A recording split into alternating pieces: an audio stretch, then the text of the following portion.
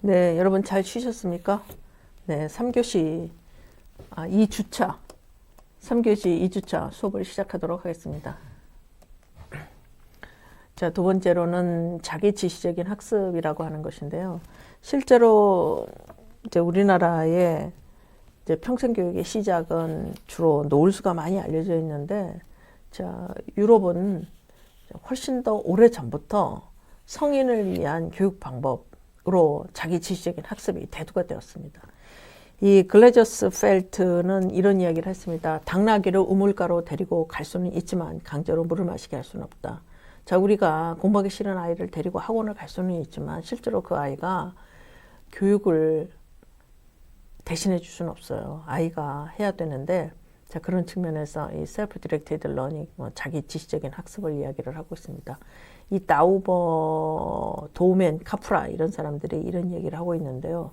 특히 다우버는 사회가 개인의 결정권을 무시하고 개인의 발달 단계를 결정하게 되면서 개인이 소외되어 간다. 그래서 학교에서, 특히 학습 과정에서 스스로 자기 조직화할 수 있는 교육을 강조해야 된다. 이렇게 보고 있고요. 그 도매는 시민의 교육권을 보장을 해서 누구나 평생 학습을 할 수 있도록 지원을 해야 된다. 이렇게 봤습니다. 또 카프라는 자기 조직화를 자기 지시적인 학습으로 봤는데요. 개인의 역동에 기반한 자신의 생존력을 확대시킬 수 있는 교육, 이런 교육을 자기 지시적인 학습이다. 이렇게 봤습니다. 결국은 이 자기 지시적인 교육을 통해서는 학습이라고 하는 것을 통해서 뭔가, 학습이라고 하는 것은 자기가 생산해내는 것이지 수동적으로 앉아가지고 강의실에서 듣는 것을 학습이라고 이 사람들은 보지 않았어요. 예를 들면 그런 교육을 듣고, 야, 우리도 정말 좋은 지역을 만들어가기 위해서 우리가 무슨 팀을 하나 만들어보자. 뭐 이런 것들이 대표적으로 학습자가 자기 주도적으로 생산해내는 지식이죠. 지금 그래서 일부 우리나라 그 평생교육 중심대학, 특히 뭐 이런 공주대학 같은 데서도 이제 학습자들을 교육을 지원을 하고 이들의 자원봉사를 조금 활성화시키려고 하는 그런 자기 제조, 자기 생산, 자기 준거에 의한 교육을 지원을 하나, 맨 마지막에는 한 10명쯤 강의를 들으시면 한 6명 정도가 우리가 팀을 만들어서 자기 자원봉사 열심히 하겠다고 그래요. 그러나 나중에 그 사후 한번 이제 카운셀링 같은 걸 하려고 보면 이미 그 조직이 해체돼 가지고 작동을 안 한 경우가 굉장히 많습니다. 근데 그런 방법을 어떻게 해야 되는지를 이제 우리가 책에서 보면은 좀 알 수가 있는데요. 자, 자기 지시적인 학습은 학습자가 스스로 문제를 해결하도록 지원하는 것이고요. 전통적인 학교 교육에서 이제 우리가 타자 주도의 학습이 이루어지게 되는데 교수자 중심으로 하는 것을 우리가 전통적인 학교 교육이다. 이렇게 얘기를 하고 있습니다. 이 자기 지시적 학습에서는 행동하는 학습자가 굉장히 중요하고요. 타자 주도적인 학습에서는 학습자는 소비자입니다. 또 자기 지시적 학습에서는 유연한 학습 시간이 강조가 되는데, 타자 주도적인 경우에는 정해진 학습 시간, 정해진 학습 장소에서 주어진 교육 목표를 또 미리 주어진 학습 내용을 갖고 공부를 하고 이제 선생님이 학생을 평가하는 이 타인 주도적인 평가가 이루어지게 됩니다. 그래서 자기 지시적인 학습을 통해서 학습자들이 조금 어떤 교육의 어떤 교실이 아닌 이 공간의 유연성이라고 하는 거는 예를 들면 지역사회 이런 것들도 학습의 장이 될 수가 있죠. 또 운동장 아니면 미술관, 음악관 이런 데서도 다 학습이 일어날 수 있다라고 보고요. 그 다음에 이 학습 목표는 개인이 정하는 것이다. 또 내가 뭐를 배울지는 자기 스스로 내용을 구성을 하고, 평가는 어떻게 합니까? 자기가 스스로 해야 된다. 이런 내용을 이야기를 하고 있습니다. 이러한 내용에 대해서 또 평생교육을 많이 들어본 학생들은 아마 알고 있을 거라고 생각을 하고요. 넘어가도록 하겠습니다. 자, 자기 지시적인 학습을 위한 교육 방법에 관해서 말씀드리겠습니다. 성인 학습자이기는 하지만 그럼에도 불구하고 학습이 성공적으로 이루어지려면 성인 학습자 스스로 학습 동기가 유발이 돼야 됩니다. 자, 내가 이걸 왜 배워야 되는지, 자, 내가 무엇이 되기 위해서 어떤 자아 실현에 대한 자기 확신, 이거 굉장히 필요합니다. 내가 이것을 하게 되었을 때 내가 어떻게 할 수 있는지 자기 확신, 그래서 정체성에 대한 확립, 이런 것들이 참 중요하다고 생각하고요. 그 다음에 이 메타인지적인 전략, 이렇게 얘기하는데 학습하는 방법을 지원하는 것이 중요합니다. 온라인으로 할 수 있는지, 아니면 뭐 1대1 강의를 통해서 할 수 있는지, 아니면 책을 보고 할 수 있는지. 그래서 학습의 과정을 자기 스스로 좀 통제하고 수업을 계속 해 나갈 수 있도록 지원하는 것이 중요하다고 하겠습니다. 그 다음에 학습을 할 수 있는 교육 환경을 조성해 주는 것이 중요합니다. 지식과 행동의 연관성을 지지해 주는 교육을 중시하는 것인데요. 자, 실제로 우리나라에서 지금 이 자기주도적인 또 자기지시적인 학습을 촉진하기 위해서 동네에 이 도서관이라든가, 특히나 이제 최근에는 이 미디어를 쓸 수 있게 정보 도서관이라든가 마을 도서관이라든가 이 독서관이 굉장히 많아지고 있습니다. 이거는 실제로 학습자들이 도서실에 와서 다양한 자신의 어떤 흥미에 따라서 학습을 할 수 있도록 지원하는 것인데, 우리나라는 교육 환경 조성은 참 잘하고 있다라고 생각이 됩니다. 또 동네에 있는 도서관도 최근에는 10시까지 문을 열잖아요. 자, 자기 생산에 의한 주도성을 발현해 나가도록 지원하는 것이 굉장히 중요합니다. 자기 생산성. 그래서 우리가 교육이라고 하는 것은 또 교수님의 이야기를 듣고 하는 것이 아니라 자기 스스로 성질적인 존재가 되어서 자기 주도적으로 학습을 촉진해 나가는 거 굉장히 중요하겠죠. 자, 그래서 그 서양에서 특히 유럽에서는 그 이니셔티브라고 하는 단체가 굉장히 많아요. 그래서 예를 들면 그런 거예요. 다른 사람 집 칠을 해주는 이 동아리가 있어요. 그래서 이 사람들은 물론 이제 그 칠을 전문적으로 하는, 직업으로 하는 사람들도 있지만, 자기 집을 깨끗하게 하기 위해서 사실 칠을 서양 사람들은 참 많이 해요. 자기 집을 칠을 많이 하는데 그런 것들을 또 배우는 사람들도 있거든요. 그럼 이제 이니시어티브를 만들어 갖고 이게 칠을 하는 거를 연습을 해야 되잖아요. 그러니까는 연습을 어떻게 강의실에서 하기가 힘드니까 되게 봉사를 많이 합니다. 그래서 자기 집을 칠해주기를 좀 원하는 어떤 소외계층들이 연락을 하도록 하고, 연락을 하면 가서 이 칠을 잘하는 사람과 칠을 잘하는 걸 좀 배우려고 하는 사람이 같이 그 집을 칠해주면서 실제로 배우는 거죠. 그래서 이런 이니셔티브가 굉장히 많이 있는데 저는 이것이 굉장히 중요하다고 생각합니다. 그런데 제가 독일에서 찾아봤을 때는 뭐 25만 개 정도의 이 이니셔티브가 있는데 뭐 그런 것도 있었어요. 남의 집을 청소해주는 동아리예요. 이제 할머니들이 이제 이사 가지 않고 한 집에 있으면 짐이 엄청나게 쌓이는데, 실제로 이제 연세도 많고 뭐 양로원에도 가셔야 되고 이제 조금 있으면 사망도 할 거니까 집을 청소하는 게 중요한데 자기 혼자 못해. 그러면은 이런 이니셔티브에 전화를 하면 여기서 청소를 하는 사람들이 와요. 그래갖고 이제 필요 없는 물건들은 트럭으로 가져가기도 하고, 또 정말 청소가 잘 안 돼 있는 곳은 청소를 해주기도 하고, 그래서 집을 말끔하게 정리해주는 이런 이니셔티브도 있습니다. 그러니까 뭐 이런 단체는 칠도 뭐 이렇게 정리하고 이러는 과정 속에서 되게 이제 뭐 할머니가 버리는 물건들 있잖아요.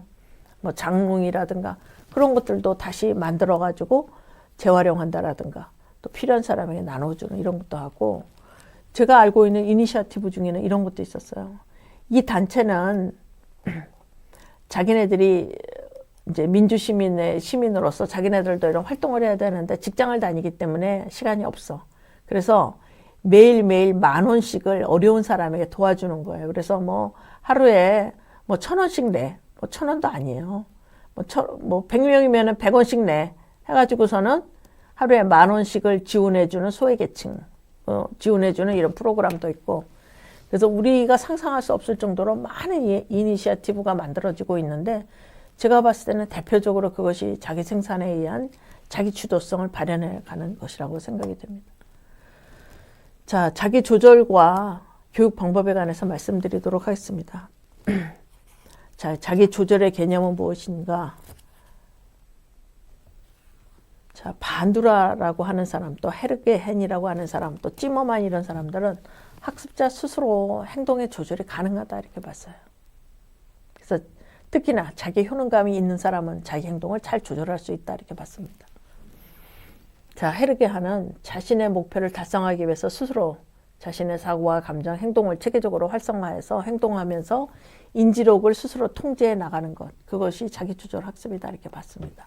자, 찌머만은 계획하고 수행하고 성찰하는 단계를 거쳐서 이것이 발달한다 이렇게 봤어요. 그래서 관찰을 통한 인지적인 사실을 습득한다라든가 뭐 기억한다라든가 연습을 통해 실천한다라든가 동기를 유발한다라든가 이런 것들을 굉장히 중요하다라고 봤는데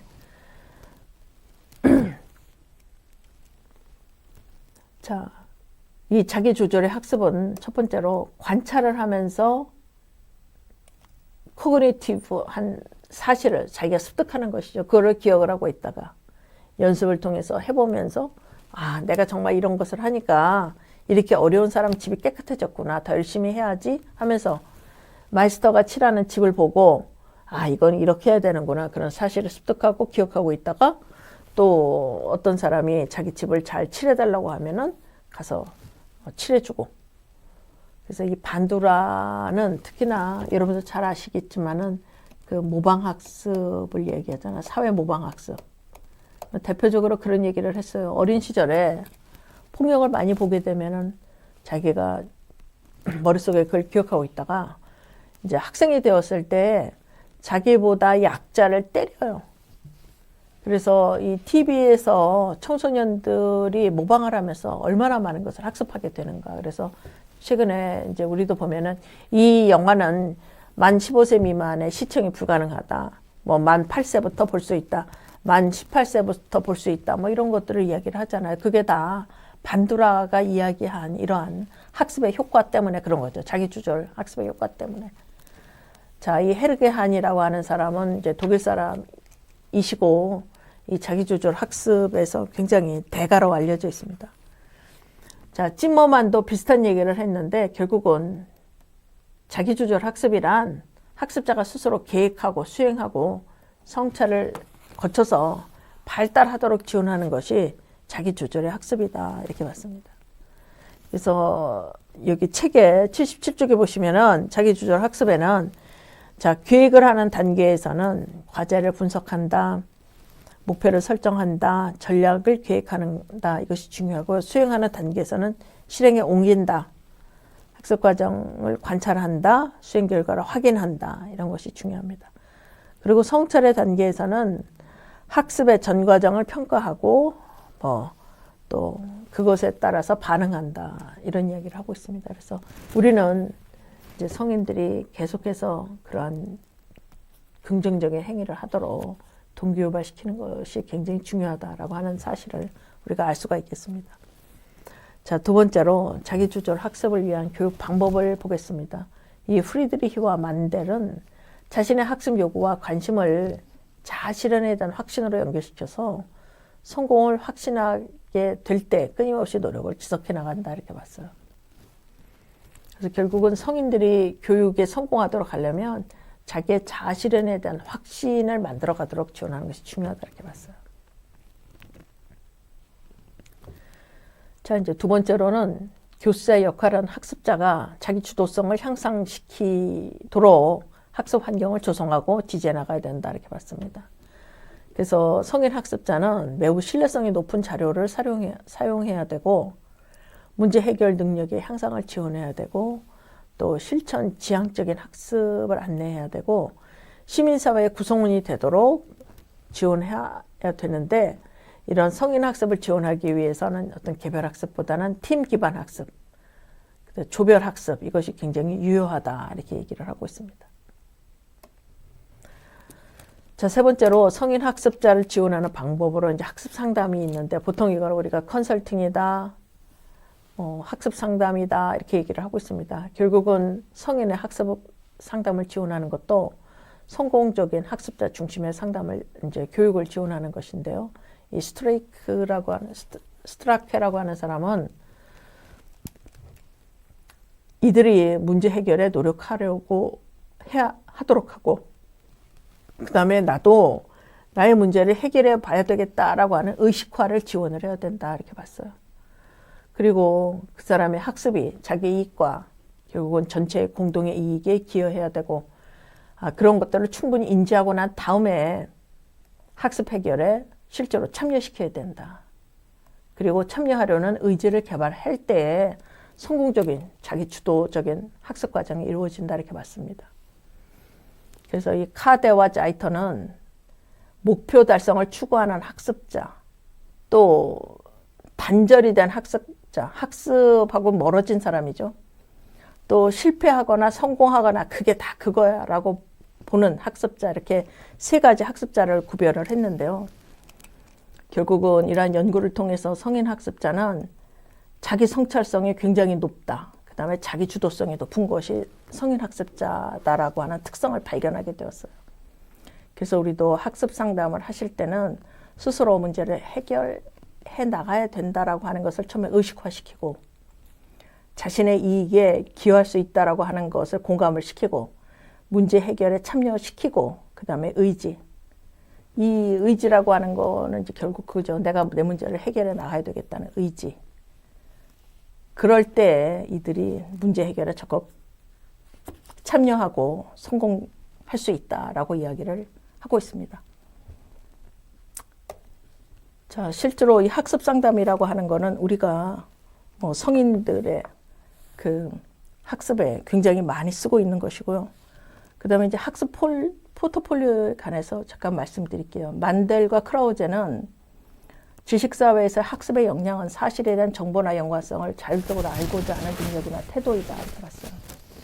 그래서 타인과 함께 협동하고 이해하고 평가하여서 사고하는 구조를 만들어 나가는 과정을 통해서 자기 주도적인 학습을 수행해 나갈 수 있다 이렇게 봤습니다. 이 포트폴리오는 라틴어의 나르다라고 하는 포타레와 문서라고 하는 폴리오의 합성어인데요. 자기 스스로 문서를 나르는 것을 우리가 학습 포트폴리오라고 합니다. 그래서 이 서양의 교육 과정에 특히나 초등학교에서도 학습 포트폴리오를 많이 쓰고 있는데요.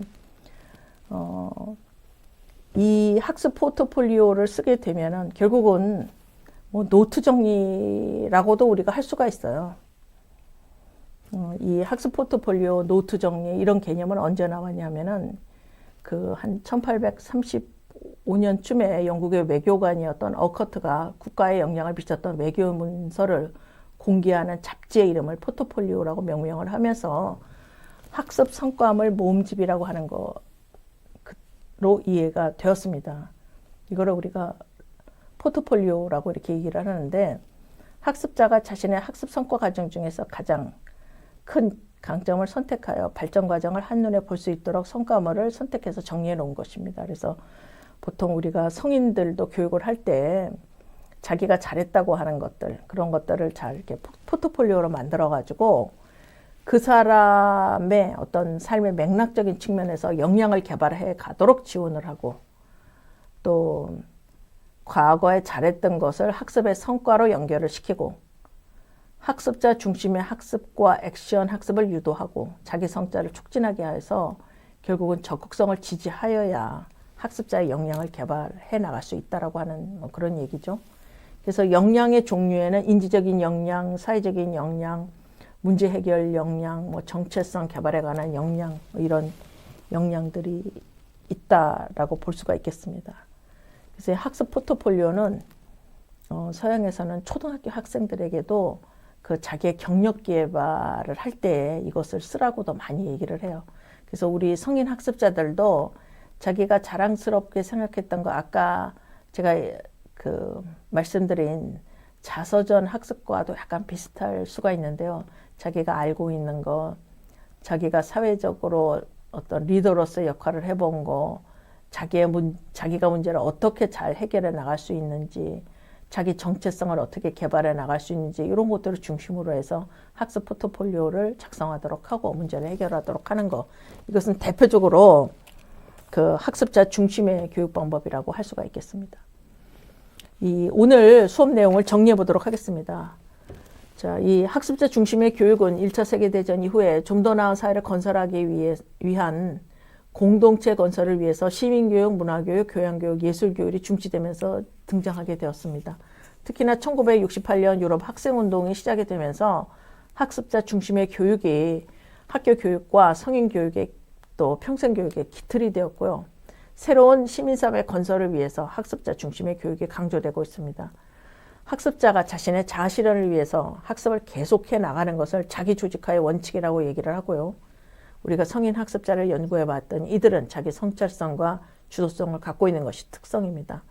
또 평생교육의 목적은 시민사회의 구성원이 되도록 지원하는 것이고요. 결국은 학습 포트폴리오를 이용한 학습을 통해서 학습자 인지적인 역량, 또 문제 해결 능력, 의사소통 능력, 정체성의 개발에 지원이 가능하다고 하겠습니다. 자, 여러분 오늘 수업 조금 강의가 길어졌는데요. 우리나라 한국 성인의 교육 요구 중에서 정말 시급하다고 생각하는 한 가지를 선택을 하고 문제 해결을 위한 학습자 중심의 교육을 한번 여러분 기획해 보셨으면 좋겠습니다. A4 용지 반장 이내로 정리해서 과제란에 올려주시면 좋겠습니다. 자, 저희가 지금 수업을 하면서 매주마다 조별학습에 나가고 있는데 나중에 요것을 정리한 것을 갖고 제가 중간과제를 여러 번 평가하도록 하겠습니다. 자, 그러니까 조별학습 또 개별학습 여러분 잘 해주시기를 바라고요. 네, 오늘도 수고하셨습니다. 감사합니다.